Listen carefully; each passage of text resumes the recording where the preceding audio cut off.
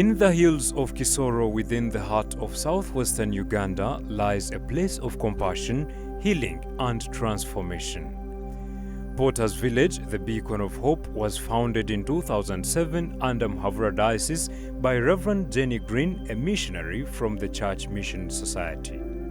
She was touched by the struggles of orphaned and vulnerable children within the region, and Reverend Jenny responded with love, planting the seeds of what would become a life-saving mission.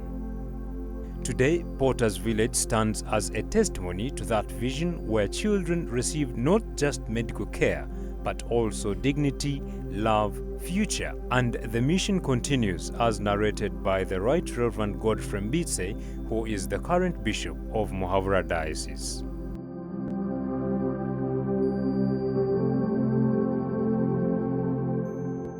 I'm Mbitse Godfrey, the Bishop of the Diocese of Muhabura. Diocese of Muhabura, we have many Christian ministries. Among those ministries, we have Porter's Village. And Porter's Village was started in 2007 by a missionary sent to us by Church Missionary Society called Reverend Jenny Green. During that time, he saw younger children being abandoned, others, their parents die immediately after birth, and of course some children would die. So he was compassionate, and that compassion made her start that ministry of caring for those vulnerable children. And that's why he started that ministry in 2007 after sharing with the then Bishop of the Diocese, Right Reverend Kuranima Mugisha.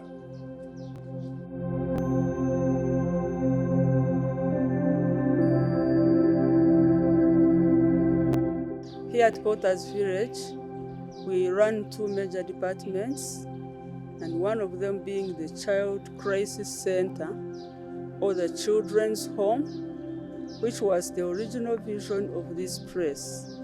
But as time went on and children were becoming many and they needed health services, we were forced to open the medical center intentionally to give services to the children in the home.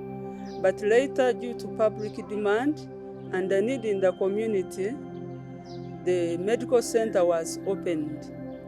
In the crisis center, which is the major department we run here, we receive children from the community of different categories. The major one being the children who lose mothers during birth.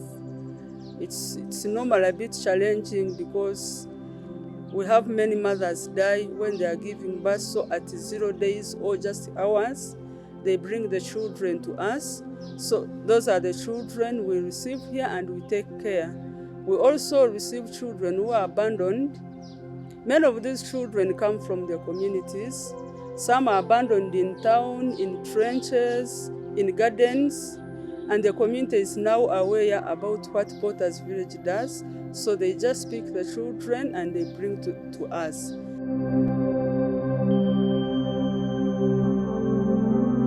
One of the most hurting situations of the abandoned children is when we get children, the mothers give birth, and they just throw the babies in the latrine when the babies are alive.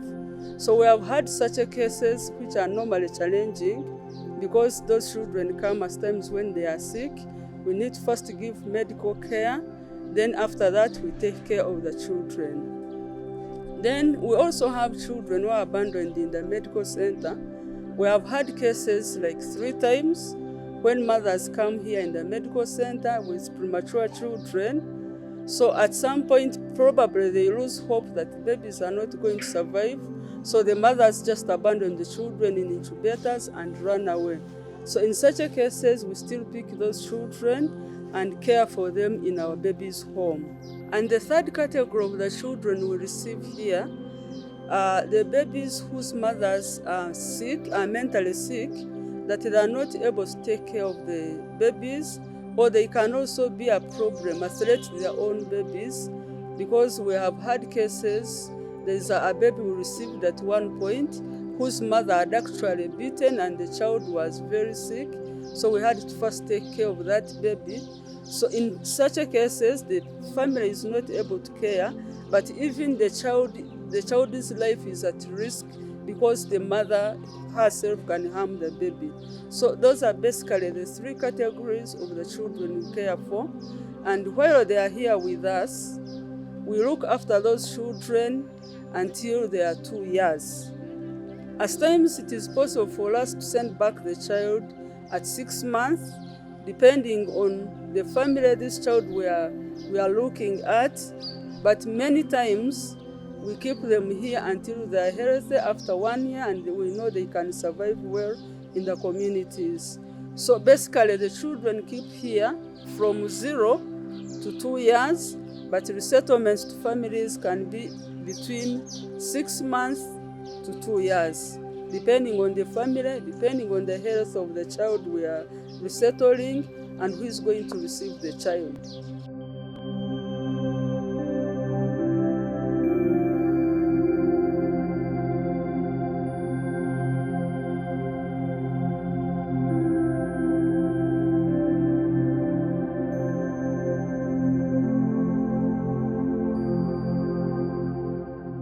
I am Wamaria Jovia, nursing officer in charge of Porters Village Health Center 3.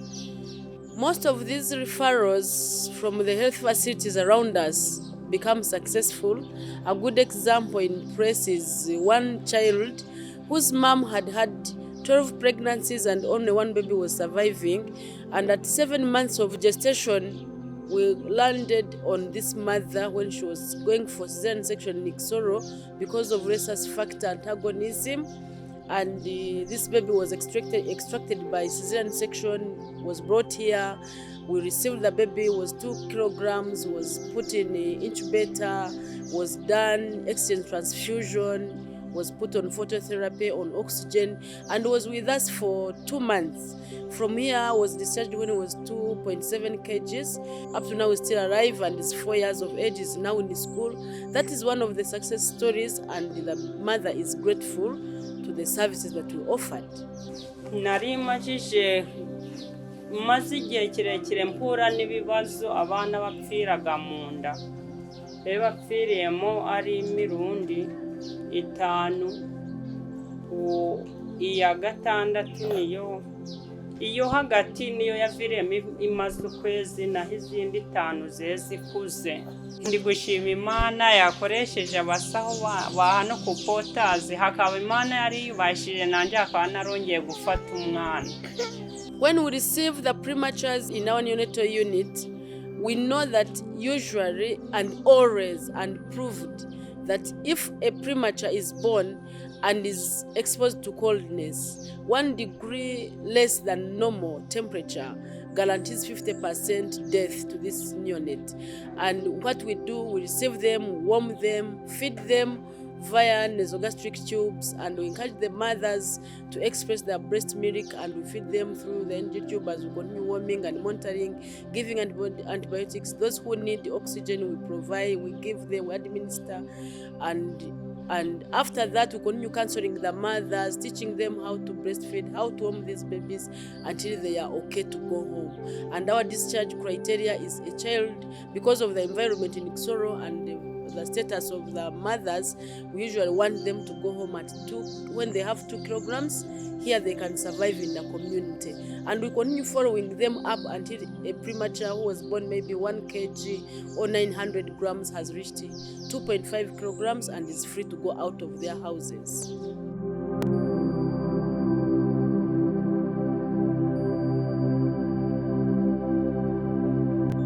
My name is Julius Kawesa. I'm a physiotherapist and in charge of Porters Village Rehabilitation Unit.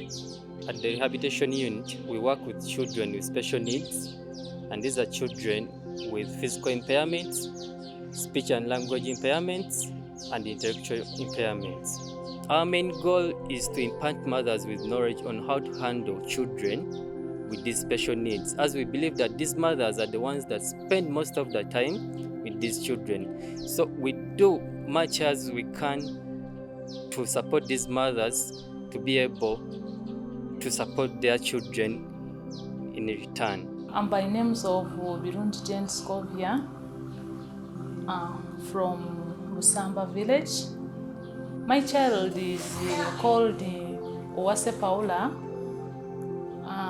She was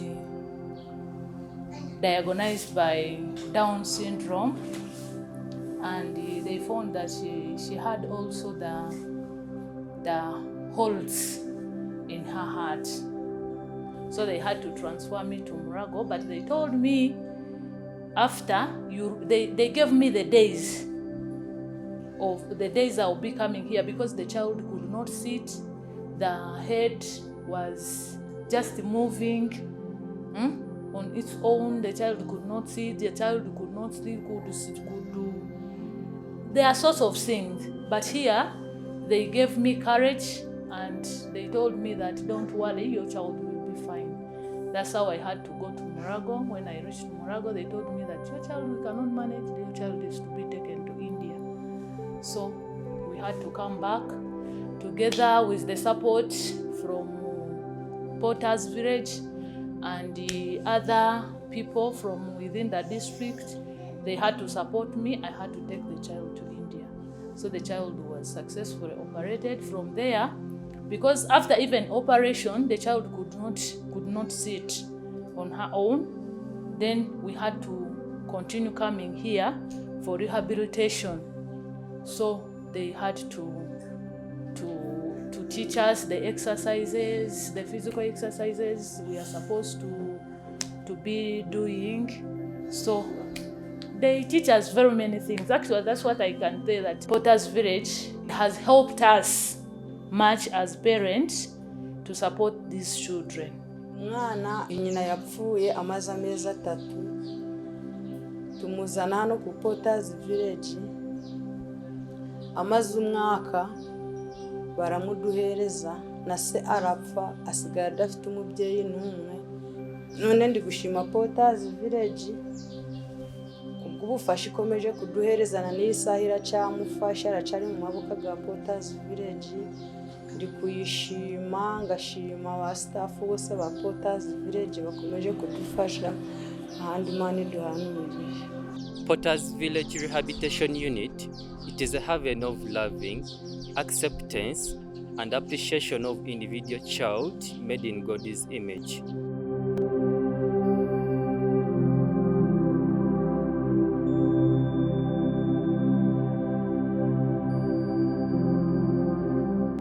We have a problem now because during COVID, the funders started reducing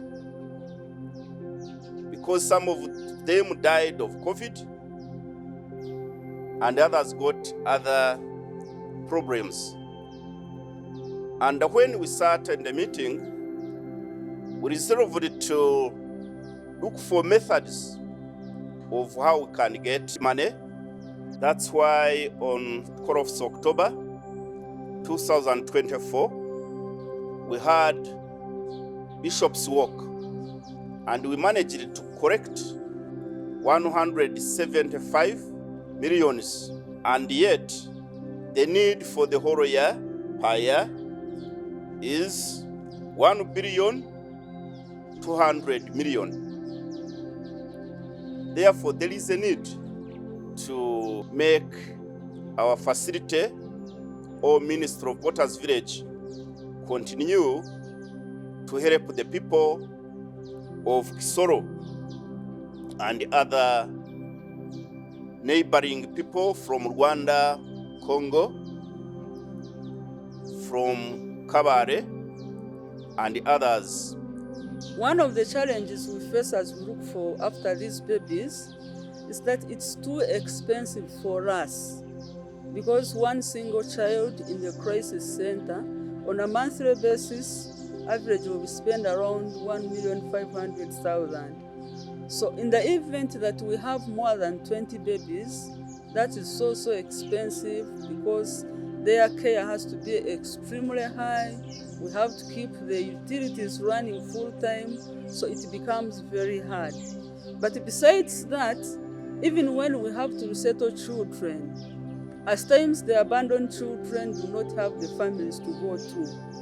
And you find in the community, there are not many people who are willing to take up these children. So when we keep the children here, up to 2 years, the number becomes so big, and we are looking for space where to put them. So when we have many abandoned children in the home, it becomes a very big challenge to us as we have to create space.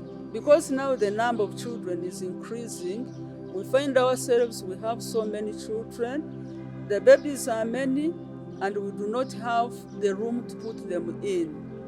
So we are forced to resettle these children at times when they are a bit young, send them to the community, and in the community we continue to support these children. We also have a medical center that started to give service to the children in the crisis center, but now open to the community. And in the medical center, we look after children from 0 days up to the age of 12. And the medical center at the moment as I speak, it is acting as a referral center for the whole district, especially for the neonates. And that one also gives us a challenge because at our level, we need a lot of equipment, we need a lot of staff, we need a pediatrician to be on site, and at times we lack those kind of staff. We are happy that we have the technical staff that handle the children, but another challenge we have in that area also, we do not have a pediatrician. So currently we are using the clinical officers who have been thoroughly trained, but we believe if we had the funds, we would also have a pediatrician. At least we have a doctor on site who will give more guidance. Another challenge we are facing is about medical equipment. What makes us unique as the medical center is the equipment we use. But at the same time, this equipment is very expensive, so it's hard. The equipment we have at the moment, we have been lucky to get from the well-wishers who do donations, but it's very difficult for us to acquire and to maintain them. So if we could have some fund to improve on our medical equipment, it would be better. But we thank God so far. We have been doing well, once in a while getting donations, and we have been able to run. Matthew chapter 25, verse 35 and 36, it says, I was hungry, and you gave me food. I was thirsty, and you gave me water. I was naked, and you clothed me. I was in prison, and you visited me. I was sick, and you visited me. I call upon you to also come and help, because we don't know what will happen tomorrow. So I call upon you to help by praying for the ministry, bring food if you have food, clothes, or anything.